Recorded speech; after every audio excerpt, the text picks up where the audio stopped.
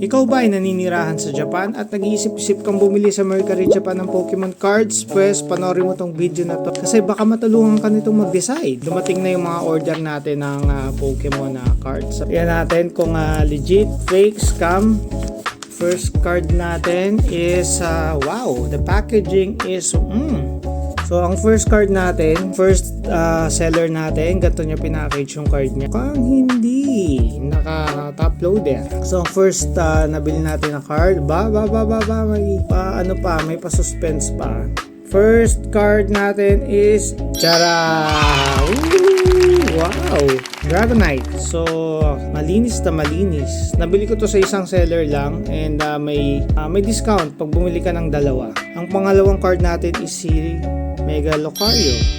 Yan, medyo okay din, malinis and legit. Ang gusto ko sa Mercari Japan is may leveling system yung mga seller nila and makakapag-decide ka kung trustworthy ba yung seller na yun o hindi. 7 or 8, 7 from 7 to 10 yan, palag-palag ako dyan, pero pag mga 5 below medyo tagilid. Our second item, so namimili tayo ng singles guys kasi nakakapagod ng mag-rip ng pack. Wow, kakaiba ang packaging ni seller number 2. Mukhang siya lang ang tumira nitong karton na to. Hindi to John B for the effort. So, uy, wow, nahanap ko, madilim pa eh. So, ang ating second card ay walang iba kundi si Pong Pikachu. Ano ba issue nito?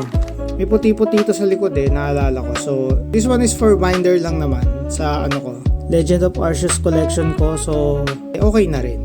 And for our final seller, tsadjang, nakasobre lang, mukhang tipid si seller Sa loob ng sulat ay merong package.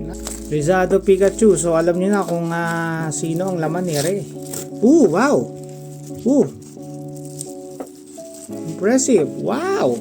Naka-loader siya. Our first card is yun, para sa set natin ng 151. Yan, si Charmander para sa binder natin ng 151. Our second card is si Pikachu. So, para sa 151 din to. Para maiwasan mo yung scam, tignan mo maigi yung level ng seller. Tsaka kung gaano karami na yung na-sell niya. Tsaka yung reviews, may mga review dun Isa, dalawa, tatlong pangit na review lang dun, malaking bagay na. So, goods ba bumili sa Mercari? Goods, basta ingat-ingat lang din. Huwag kayong bibili sa mga seller na kagagawa lang yung account, hindi pa na-check ni Mercari yung account. Konti lang yung star. Yun. So, paano guys? Kita-kits sa next vid.